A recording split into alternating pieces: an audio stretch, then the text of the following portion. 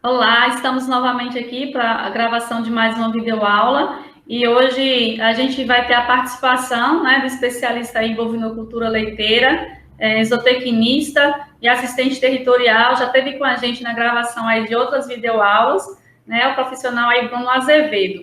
E nessa videoaula, hoje a gente vai tratar a importância da nutrição, né, animal, aí no caso para a bovinocultura leiteira. Quando a gente pensa aí na produção animal, a gente sabe que 70% do custo, né, daquela atividade geralmente vai estar relacionado aí com a alimentação, né, desses animais. E muitas vezes esse custo de produção é o que vai determinar aí a margem do lucro do produtor. Por isso se faz tão importante, né, conversar e entender melhor a importância, né, da nutrição para a bovinocultura leiteira. Bruno vai trazer mais informações para a gente a respeito desse assunto. Inicialmente, Bruno, eu queria que você falasse um pouco já aí da sua experiência na atividade e trouxesse informações aí a respeito desse assunto. Bom dia, Suzy. Mais uma vez, obrigado pelo convite, para a gente poder estar discutindo aí, passando informações aos produtores, né? A IBS vem fazendo um trabalho maravilhoso nesse sentido, sobre vários assuntos. Eu tenho assistido os vídeos do canal da IBS e está muito interessante mesmo. Eu sou zootecnista, trabalho como assistente territorial na CA, acompanho projetos de diversas cadeias produtivas, mas minha especialidade mesmo é bovinocultura de leite. Venho trabalhando com alguns projetos dentro do estado de bovinocultura de leite e faço consultoria particulares também e consultoria ao Sebrae. Então, tenho acompanhado, esse longo do tempo aí, tenho acompanhado alguns produtores de leite e tenho visto realmente essa questão da nutrição como um dos fatores mais limitantes na produção de leite na nossa região, né? É um assunto que tem muito o que se falar, o produtor tem que ter mais atenção, tem que se dedicar mais, e, como eu falei, um limitante na produção é a alimentação da vaca leiteira, né? E a gente tem que pensar que a nutrição, ela impacta sobre a reprodução, impacta na produção do leite, ela também traz impactos financeiros, né? Como você disse aí, na alimentação geral aí, animal, em torno de 70% do custo total com alimentação, e eu coloco que a nutrição, ela vai além dos 70%, porque, como eu falei, ela traz impacto sobre outros pilares da produção, né? Então, uma nutrição mal feita, ela vai trazer impactos sobre a sanidade do rebanho, ela vai trazer impactos negativos financeiramente e sobre a produção. Então, produtor, o produtor, normalmente a gente vem conversando com o produtor e eles têm aquela empolgação, quando, principalmente o produtor de leite, tem aquela empolgação na genética. Ah, porque nasceu a bezerrinha, filha de touro tal, de vaca tal, é porque é o melhor touro. É importante, a genética é importante no rebanho. Ela vai, ela vai, a genética, ela vai demonstrar todo o potencial produtivo do animal. Porém, sem a nutrição, limita esse potencial, né? Não adianta a gente ter animais geneticamente superiores e não tratar a nutrição, o manejo nutricional. Então, para mim, a base na produção de qualquer animal, e principalmente da vaca leiteira, é a alimentação. A gente tem que focar, o produtor tem que começar a focar bastante na alimentação, para, a partir daí, pensar em outros aspectos que venham potencializar a produção deles. Então, manejo nutricional, quando a gente fala em nutrição, em dieta, esse manejo nutricional, ele vai muito mais além do que simplesmente formular a ração correta ali, colocar a quantidade de milho, de soja corretamente. O primeiro ponto mais importante, o primeiro ponto que se deve pensar na nutrição é o consumo de matéria seca. O que é matéria seca? A gente pegar o alimento, tirar toda a água dele, e o que sobra é a matéria seca. São proteínas, carboidratos, né? Os lipídios, gorduras, vitaminas e minerais. Então, esse é o primeiro fator a se considerar na nutrição do animal, é o consumo dele. E vários aspectos, vários fatores podem afetar esse consumo. Exemplo do manejo, pré-parto, se caso o produtor não tenha um manejo alimentar e até sanitário correto no pré-parto, isso vai influenciar no consumo da vaca no pós-parto, a condição corporal ao parto, se a vaca parir numa condição corporal muito baixa, estiver muito magra, isso também vai influenciar no consumo dela pós-parto, qualidade da forragem ou da silagem. Sabemos que a gente já até gravou um vídeo sobre manejo de pastagem, né? E a gente sabe o quanto que influencia no consumo a qualidade da forragem.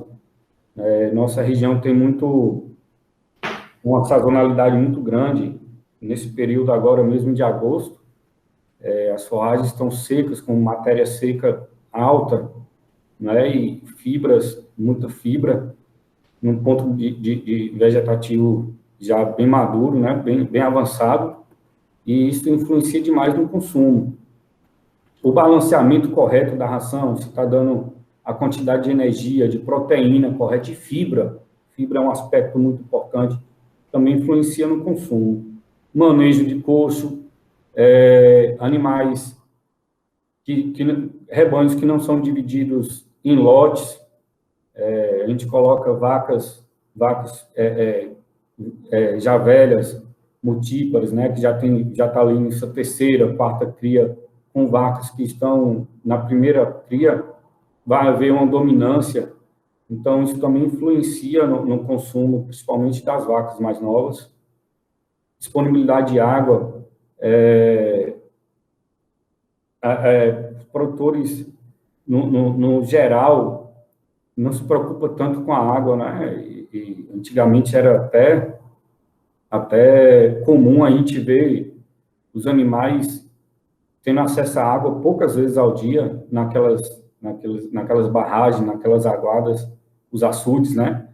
E água sem qualidade, água suja, e com pouco acesso do animal à água, às vezes uma vez ao dia, como é comum a gente perceber e ver aí no campo.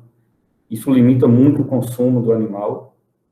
E o agrupamento dos animais também, né? A gente vai falar aqui um pouco mais à frente sobre agrupamento, que também vejo como um ponto importantíssimo no manejo nutricional. A gente começa a nutrição com o manejo dos animais, não com a formulação propriamente dita da dieta. Muitos produtores já chegam para mim perguntando: e aí, Bruno, qual é a comida que eu dou para o animal? Coloca aí no papel a comida que eu vou dar para o animal que vai fazer com que ele dê mais leite, que a vaca dê mais leite. certo? Então, formule aí uma dieta para a minha vaca dar mais leite. E isso é complicado, porque, como eu mostrei aí, eu falei aí, vários aspectos que não são diretamente ligados ao tipo de alimento que vai influenciar na nutrição. O produtor tem que ter essa noção de que não é especificamente essa dieta. Eu gosto de reafirmar sempre isso com o produtor. Ele tem que pensar muito bem no manejo, não somente no manejo do rebanho, não somente no alimento que ele está dando para o rebanho. Então, na alimentação de vacas leiteiras, é complicado, eu vejo mais complicado do que do rebanho de corte, e a maioria dos produtores pequenos, médios, eles têm em sua propriedade os dois tipos de produção, né, o de corte e o de leite, e ele, às vezes, vê a nutrição, a alimentação bem parecida, e ele vai no coxo ali, no manejo dos dois tipos e parecido. E hoje, a gente tem visto praticamente, apesar de ser bovinos, animais praticamente diferentes em relação à nutrição. A nutrição do gado de corte hoje é muito diferente do rebanho leiteiro, da vaca leiteira. E para mim, a vaca leiteira é mais complicado, porque a gente não tem que pensar só em produção, né? São animais que a gente tem que pensar a longo prazo. Então, são animais que têm que ter um alto potencial de produção e, ao mesmo tempo, ter uma longevidade. A gente quer animais produtivos por 6, 7 anos dentro da propriedade. Quanto mais tempo ela ficar produtiva, melhor para o produtor, né? Então, a gente for renovando, quanto mais a gente renova o rebanho dentro da propriedade, a gente diminui a curva de lactação, né? Então, animais que estão entrando no rebanho, que é o primeiro parto, as novilhas primíparas, elas têm uma produção menor, normalmente até 20% menor do que ela poderá atingir a partir da segunda cria. Então, a gente está renovando, sempre tem um decréscimo na produção. Então, daí vem a importância da gente manter a saúde do animal e ao mesmo tempo, a gente conseguir que ele expresse todo o potencial de produção de leite, certo? Então, um dos desafios na alimentação, na nutrição da vaca de leite, é que o período que ela tem a maior exigência alimentar é no pico de lactação. Então, ela pariu ali, a vaca pariu, teve o parto, até os 3 primeiros meses, 3, 4 primeiros meses do parto, é o pico de lactação do animal. E é o período em que ela mais precisa se alimentar, ter uma nutrição mais concentrada. É o pico de consumo dela. No entanto, ela não consegue consumir tudo que ela precisa nesse período. A exigência é muito alta. A vaca não consegue atender essa exigência. Ela só vai conseguir consumir o suficiente ali a partir de 4 semanas após o pico de lactação.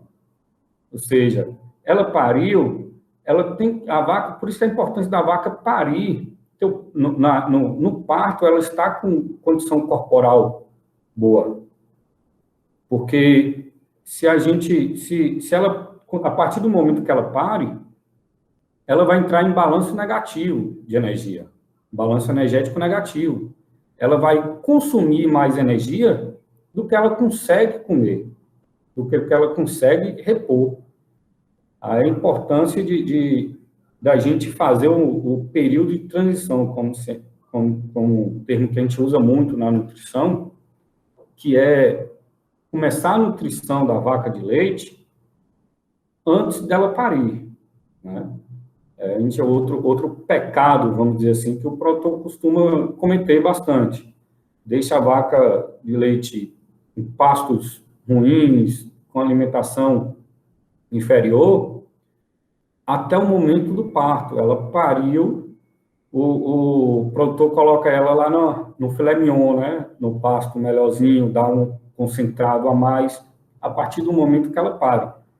E ele tem que fazer esse manejo pelo menos, no mínimo, 15 dias antes do parto. 15 dias antes do parto, ele já tem que levar a vaca para comer o filé mignon, o melhor pasto, dar o concentrado de alta energia a mais para a vaca, para ela parir numa condição melhor, porque quando ela pare, ela vai consumir parte da energia corporal dela, certo? Ela não vai conseguir suprir a exigência dela com a alimentação, ela não vai conseguir consumir tudo que ela precisa, então ela vai começar a demandar da mantença dela, né? Energia do corpo dela. Aí, a partir de 4 semanas após esse pico de lactação, que ela consegue atender essa demanda a partir do consumo, certo? Então, é um dos pecados que eu venho batendo muito com o produtor, conversando bastante com eles sobre essa importância do período de transição. Isso influencia, e um período de transição com manejo nutricional bem feito, um manejo nutricional correto, vai influenciar na produção total daquele ciclo de produção da vaca. Então, a vaca que pare com score corporal baixo, o pico de lactação dela vai ser menor e a persistência de lactação também vai ser menor, ou seja, ela vai produzir o leite por menos tempo. Então, se a gente esperasse 10 meses de produção, 28, vamos dizer aí, 20 litros, 20 quilos de leite, de média, por 10 meses, ela vai ter uma produção menor, uma média menor. Só assim, Bruno, e sem contar que isso também vai influenciar aí na próxima gestação, né, do animal. Ela pode demorar mais a entrar, né, no cio, ou seja, uma orientação básica, né, para se seguir para quem está aí na atividade leiteira, né, porque assim, 15 dias, né, a menos aí de uma ração, de uma alimentação ideal, pode trazer diversos prejuízos, né, para o produtor, porque assim, é todo o ciclo que vai ser influenciado, né, aí da produção desse animal, tanto da produção do leite, quanto dessa produção aí, né, de entrar no cio, de uma nova cria, né, porque o produtor de leite tem que fazer bem essas contas para não ficar com um intervalo muito grande, né, da vaca aí sem estar em lactação. Exato, Suzy. Bem lembrado, como foi dito no início do nosso bate-papo, a nutrição influencia em todos os outros aspectos de manejo aí, né, do rebanho, e principalmente na reprodução. Se a vaca ela pare num score corporal abaixo do recomendado, ela vai ter dificuldade de produção, e no final dos 80 dias ali, que era o que a gente recomenda que a vaca esteja prenha novamente, né? 80 dias a partir do parto dela, ela não vai conseguir ficar cheia, não vai conseguir a prenhez. Então, de 80 vai para 120 dias, 100, 120 dias, e cada dia que passa, cada cio que a vaca perde, é o impacto financeiro que vai trazer, não é? Porque o preconizado é que tenha pelo menos um bezerro, uma aparição a cada ano. E se ela não parir, se ela não emprenhar com 80 dias após o parto, o produtor não vai conseguir que seu rebanho tenha vaca parindo a cada ano. Isso traz um impacto financeiro muito grande, né, no rebanho, né? Então, por isso que eu sempre falo que a nutrição é a base de todos os manejos para a produção de leite, certo? A gente tem que pensar que o ideal que o animal, a condição corporal ideal que o animal tem que ter quando ele estiver secando ali com 10 meses, é a condição, ele tem que estar no peso, no mesmo peso de parir, um peso ideal de parição. Porque aí, quando a vaca parir, ela vai perder condição corporal, mas ainda vai conseguir ter vai ter condição de energia, condição de corporal suficiente para emprenhar novamente, para vir um ciclo, o cio, e ela conseguir emprenhar. E a vaca que não faz o período de transição nutricional correto, ela vai sofrer todos esses aspectos aí, na produção e reprodução, certo? A gente vem falando tanto em condição corporal, né, e explicar um pouco melhor para o produtor o que é que a gente quer dizer com condição corporal. Condição corporal é uma ferramenta que a gente utiliza muito na nutrição para avaliar a deposição de energia em forma de gordura no animal. Como é isso? A gente aquele básico mesmo. A gente vê se o animal está magro ou está gordo, não é? Então, a gente faz uma escala de 1 a 5. 1 é um animal magro demais e 5 é muito gordo, certo? Então, a gente faz essa escala de 1 a 5 e que o ponto ideal seria aí entre 3.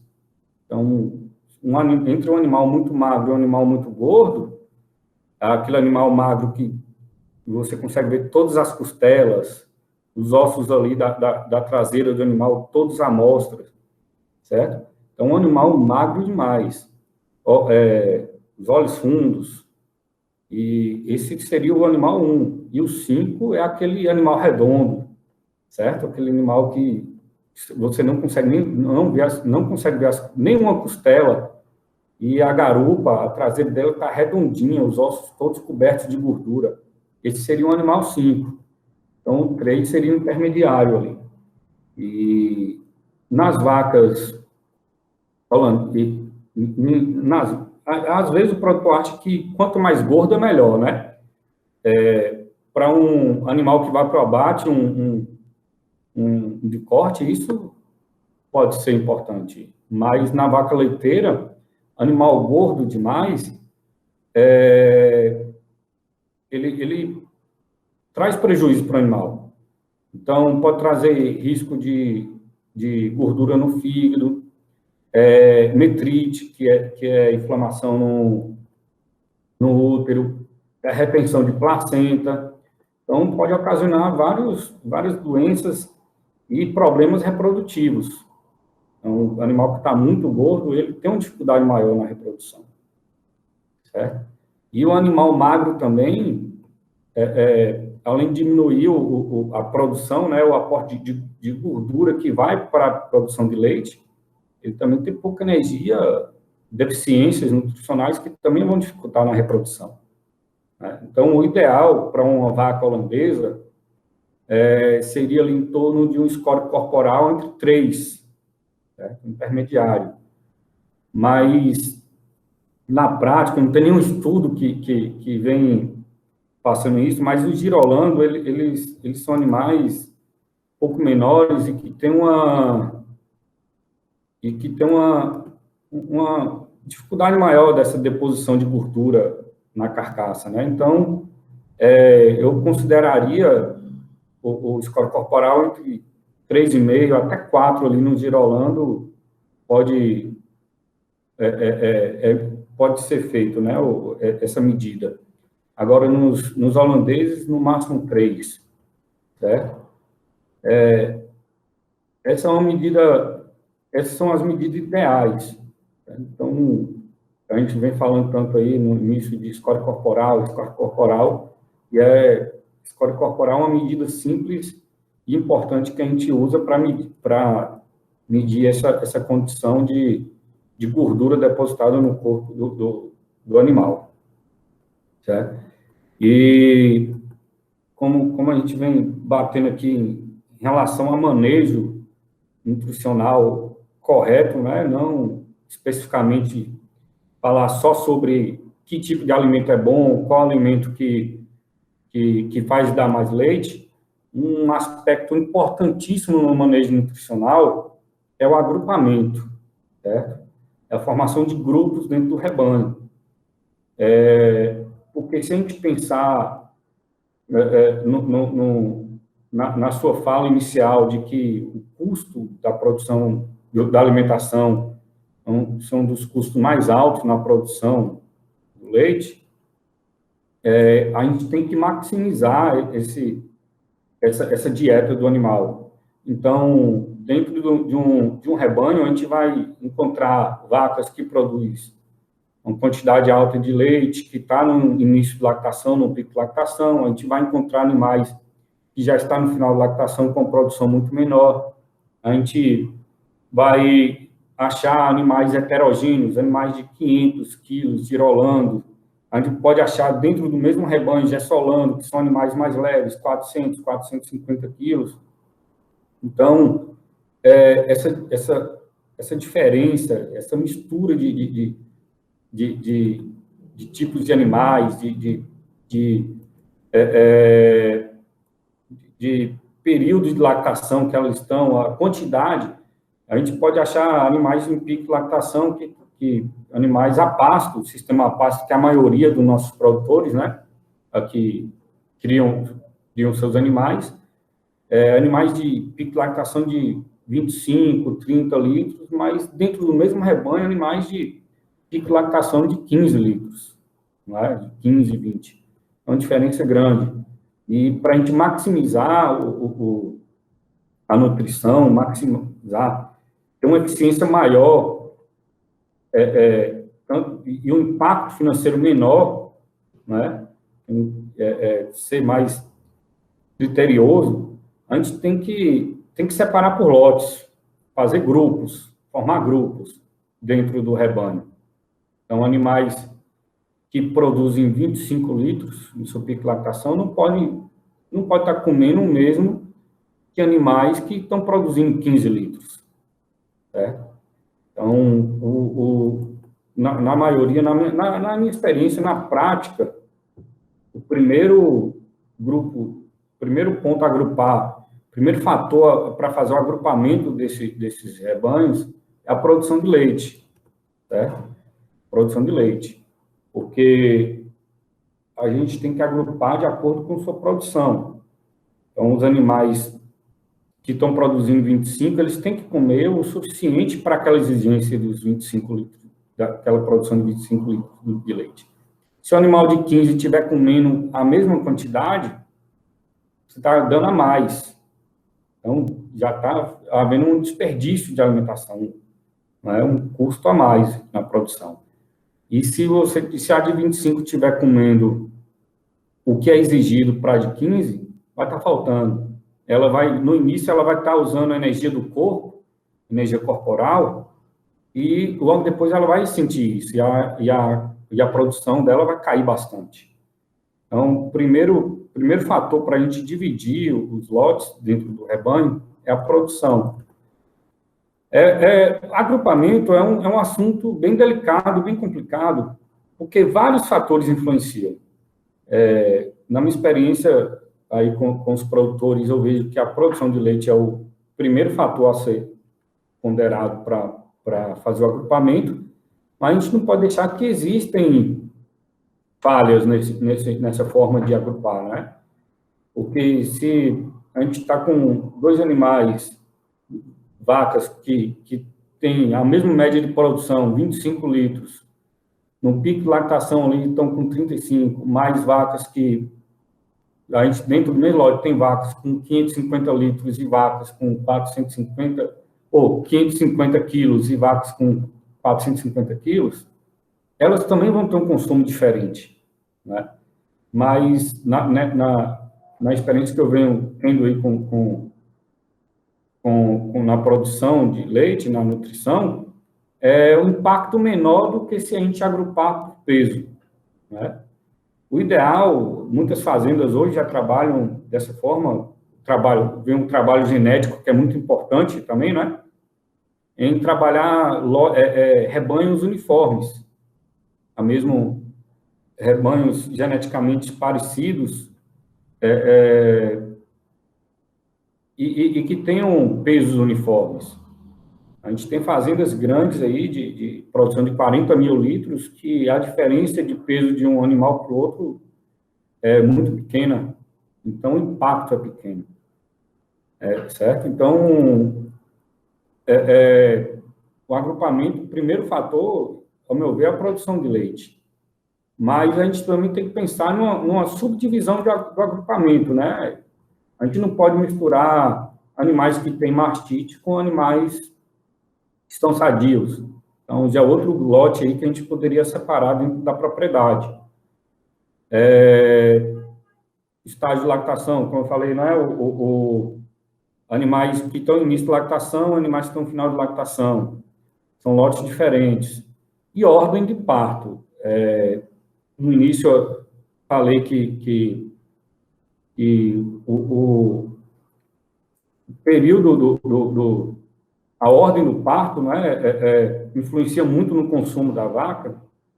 E se a gente tiver um lote com animais que estão na primeira cria, com animais que estão na segunda, terceira, vai haver dominância e diminui o consumo, principalmente diminui o consumo dos animais mais jovens. Isso impacta muito na produção. Então, a ordem do parto é outro fator para a gente determinar o agrupamento dos animais. Então, assim, Bruno, a gente pode concluir que não existe, né, aí uma fórmula mágica, né, uma fórmula mágica, uma fórmula pronta que vai servir para todos os produtores, né? Assim, o que existe é a possibilidade de adequar, né, fazer a formulação de ração de acordo com o manejo que aquele produtor já adota, né, de acordo aí todas essas orientações que você passou. Assim, uma fórmula de ração ali, ela não vai servir para todos os produtores, né? Porque geralmente, principalmente se, né, o manejo pré-parto, né, não for adotado, geralmente não é adotado igual em todas as propriedades. A condição corporal do animal também, até dentro do próprio rebanho, como a gente viu o agrupamento, a gente não vai seguir a mesma dieta alimentar para todos os animais, né? Então, assim, existe uma série de pré-requisitos que se deve levar em consideração no momento de fornecer ali aquela dieta, de preparar ali aquela formulação. Eu agradeço muito a sua participação, queria que você fizesse as considerações finais, e na próxima videoaula, né, a gente vai continuar falando sobre, né, a questão aí da classificação dos alimentos, né, o comportamento, como é que esse alimento é degradado dentro do rumen. Então, eu já convido os agricultores para assistir nossa próxima videoaula. Sim, Suzy, comentário bem feito em relação a... Não é uma fórmula mágica, né? A gente costuma dizer sempre para o produtor que não adianta copiar do vizinho, né? A gente tem que ter parâmetros. Claro que fazendas que estão com eficiência muito grande, a gente tem que espelhar nela, mas não é uma fazenda diferencia muito para outra, certo? Então, eu creio que tentei aqui deixar um pouco sobre esse aspecto que eu sempre reforço muito como produtor, de que a nutrição vai muito mais além do que a gente pegar ali, misturar a quantidade certa de milho, de soja e de capim ali, a quantidade de silagem correta para o animal. O manejo vem muito mais nutricional, muito mais além do que isso. Vários, como a gente disse bastante nessa videoaula, muitos aspectos influenciam no consumo de animal e a gente tem que se atentar bastante para isso. Ok? Muito obrigado. A teradistância é uma adaptação das atividades de assistência técnica e extensão rural do Bahia Produtiva, projeto do Governo do Estado da Bahia por meio da Secretaria de Desenvolvimento Rural do Estado, executado pela CAR, Companhia de Desenvolvimento e Ação Regional, com recursos provenientes de acordo de empréstimo com o Banco Mundial.